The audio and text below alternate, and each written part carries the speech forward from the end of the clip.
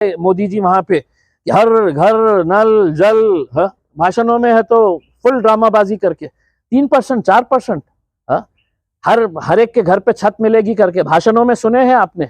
कि 2022 मार्च 2022 तक इस घर के, इस देश के अंदर एक भी ऐसा व्यक्ति नहीं रहेगा जिसके सर के ऊपर छत नहीं रहेगी, हर एक को घर मिलेगा करके। क्या वजह है कि औरंगाबाद के अंदर एक भी घर, अरे घर तो छोड़ो, जमीन ही तुम फाइनल नहीं कर पा रहे हैं। मतलब ऑफिसर्स की ये देखिएगा कि सोच कैसी है कि गरीबों को घर मिल रहा है ना, तो अपने को क्या इससे होने वाला है करके। तो 126 हेक्टर जमीन एक कलेक्टर दे देता है। अब आप पता चलता है 1.5 साल 2 साल के बाद कि साहब 126 में से 90 हेक्टर जमीन किसी काम की नहीं है। लिखित में दिए उन्होंने, आज के दिन रिपोर्ट में दिए है। और जो बाकी के 25-30 हेक्टर बची हुई है, उसमें बोलते अतिक्रमण है, वो अतिक्रमण हटाना पड़ेगा, एक जगह के ऊपर रिजर्वेशन है, वो रिजर्वेशन हटाना पड़ेगा। ये 2024 तक की स्कीम है। अगर तब तक अगर गरीबों के घर नहीं बने तो फिर किसी को कोई घर नहीं मिलने वाला है यहाँ पर। और दुर्भाग्य ये है कि ये शहर के अंदर 6 मंत्री है, 2 केंद्र के मंत्री है और 4 राज्य के मंत्री है। उसमें अलग अलग राजनीतिक पार्टियों से आने वाले हैं उसमें।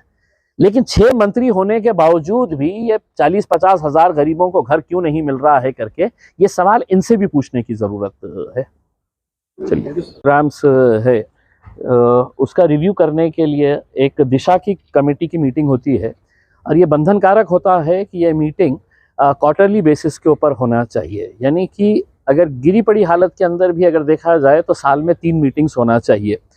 इसकी एक मीटिंग अक्टूबर 2022 को हुई थी, और अब 10 महीने के बाद ये मीटिंग हो रही है। जबकि 40 ऐसे प्रोग्राम्स हैं जिसके अंदर स्मार्ट सिटी आ जाता है, अमृत आ जाता है, उसमें आपका जल जीवन मिशन आ जाता है। तो ऐसे बहुत सारे इम्पॉर्टेंट स्कीम्स है जिसको रिव्यू करने के लिए कि ये स्कीम्स बराबर चल रहे हैं या नहीं चल रहे हैं, इसके लिए मीटिंग लेना ज़रूरी होता है। ये दुर्भाग्य की बात है कि केंद्र के 2 मंत्री यहाँ पर औरंगाबाद में रहने के बावजूद भी दोनों के पास वक्त नहीं रहता है ये कामों का रिव्यू करने के लिए, जायज़ा लेने के लिए। आखिरकार ये मीटिंग यहाँ पर हुई और उसमें बहुत सारे ऐसे चौंकाने वाले बात सामने आई है कि केंद्र सरकार अपने तौर के ऊपर तो बड़ी बड़ी घोषणा कर देती है कि 2022 मार्च तक हर बेघर को घर मिलने वाला है। ये प्रधानमंत्री अपने भाषणों के अंदर कई मर्तबा बोल चुके हैं, होर्डिंग्स लग चुके हैं, न्यूज़पेपर में है तो ये देते हैं। लेकिन आज भी औरंगाबाद शहर के अंदर एक भी घर प्रधानमंत्री आवास योजना के तहत मिला नहीं है। अब पिछली मीटिंग के अंदर जब ये मुद्दा आया था तो उसके ऊपर बड़ी गंभीर चर्चा हुई थी और ये तय किया गया था कि जल्द से जल्द है तो इसकी ज़मीन फाइनल की जाएगी और इसके ऊपर है तो काम शुरू कर दिया जाएगा। आज इन्होंने जो अपनी रिपोर्ट दिए है, उस रिपोर्ट के अंदर महानगर पालिका ने ये एडमिट किया है कि 126 हेक्टर ज़मीन टोटली प्रधानमंत्री आवास योजना के लिए दी गई थी, और उसमें उन्होंने लिखा है कि 126 में से 90 हेक्टर जमीन ऐसी है कि जो किसी काम की नहीं है, उसके ऊपर कोई घर नहीं बनाया जा सकता है। यानी कि बची कितनी, जो 36 हेक्टर जमीन बची, उस 36 हेक्टर जमीन के अंदर भी ये बताया गया है कि इसमें अतिक्रमण है, इसमें दूसरी जमीन के ऊपर रिजर्वेशन है, वो रिजर्वेशन हटाना पड़ेगा। यानी कि साफ तौर के ऊपर देखा जाए तो नरेंद्र मोदी साहब ने गरीबों को सपना दिखाए हैं। 50,000 गरीब औरंगाबाद ज़िले के, हमारी कॉन्स्टिट्यूएंसी के गरीब इस इंतज़ार में है कि मुझे एक घर मिलने वाला है, मुझे एक छत मिलने वाली है। नरेंद्र मोदी साहब और उनके मंत्रियों ने साफ तौर के ऊपर झूठ बोला है, लोगों को बेवकूफ़ बनाए हैं, उनको सिर्फ एक सपना दिखाए है। अब कमिश्नर साहब ने कहा है कि हम 8-10 दिन के अंदर है तो कुछ ना कुछ जगह फाइनल हम करके, टेंडर आ चुके हैं, उसको खोलेंगे। लेकिन मेरे हिसाब से वो 40-50 हज़ार लोग जिनको सपना दिखाया गया था, अगर हम बहुत मेहनत भी कर लें तो मुश्किल से 8 से 10 हज़ार घर बना पाएंगे हम। बाकी के लोगों ने जाके है तो नरेंद्र मोदी साहब, कराड़ साहब और दानवे साहब और अतुल सावे साहब, उनके भारतीय जनता पार्टी के जितने भी नेता हैं, उनके घरों पे जाके पूछना चाहिए कि मेरा घर के लिए तुमने 5 साल पहले मेरे से दस्तावेज लिए थे, वो कहाँ पे है करके।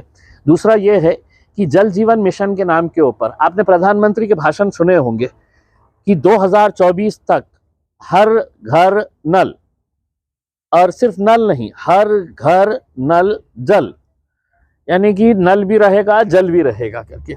अब आप अगर देखेंगे कि आज के दिन इस रिव्यू कार्यक्रम के अंदर कई ऐसे गांव हैं ग्रामीण इलाके के कि जहां पर एक एक साल पहले वर्क ऑर्डर दिया गया है और काम कितना हुआ, तो 3% हुआ, 4% काम हुआ है। अगर इसी गति से काम चलता रहा तो अगले 20 साल तक ये गांव कवर कर पाएंगे हम उसके अंदर। जबकि स्कीम कब तक है, 2024 तक ये पूरी कंप्लीट करने का है। प्रधानमंत्री आवास योजना कब तक है, तो 2024 तक ही रहने वाली है। उस वक्त तक जितने पैसा मिलेगा घर बनेंगे, बाकी को है तो सबको टाटा बाय बाय करके है तो भेज देना पड़ेगा उसके अंदर।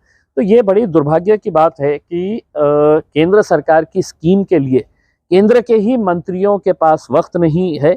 अगर हर 3 महीने ये मीटिंग अगर ली जाती तो शायद हम इसके अंदर कुछ ना कुछ आगे बढ़ पाते, कुछ ना कुछ प्रोग्रेस कर पाते और गरीबों को इंसाफ दिला पाते। महावितरण का जो 280 का घोटाला, देखिए, महावितरण के लिए हमने केंद्र सरकार से 1400 करोड़ रुपया लेकर आए। काय के लिए लेके आए हैं कि साहब हमारे जिले के अंदर लाइट की जो समस्या है, ग्रामीण इलाकों के अंदर आज भी लोड शेडिंग होती है, शहरों के अंदर है तो लाइट की बड़ी समस्या है, तो इसके लिए 1400 करोड़ रुपये लेकर आए।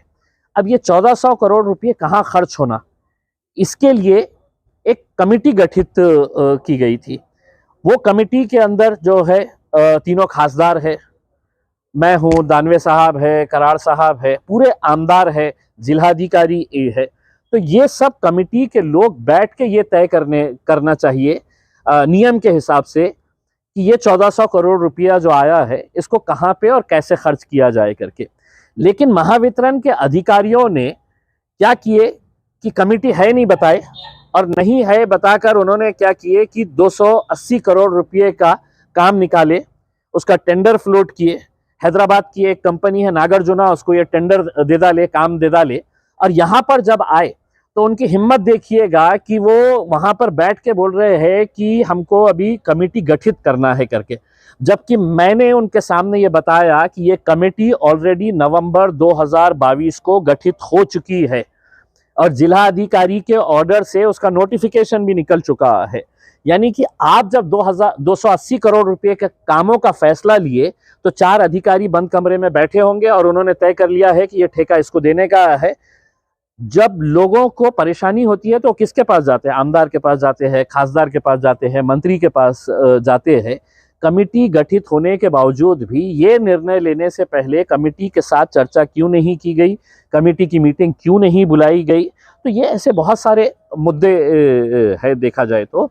और इसमें भी अब आगे जो भी काम होने का है, अब औरंगाबाद शहर के लिए हमने 19 सब स्टेशंस प्रस्तावित है। 19 कई महीनों से उन्होंने सिर्फ इतना लिखे हैं कि हमने पत्र भेज दिए हैं महानगर पालिका को जमीन दो करके, हमने पत्र लिख दिए हैं MIDC को, जिला परिषद को, ये दो करके। तो हमने उनसे ये कहा है कि इस कमेटी के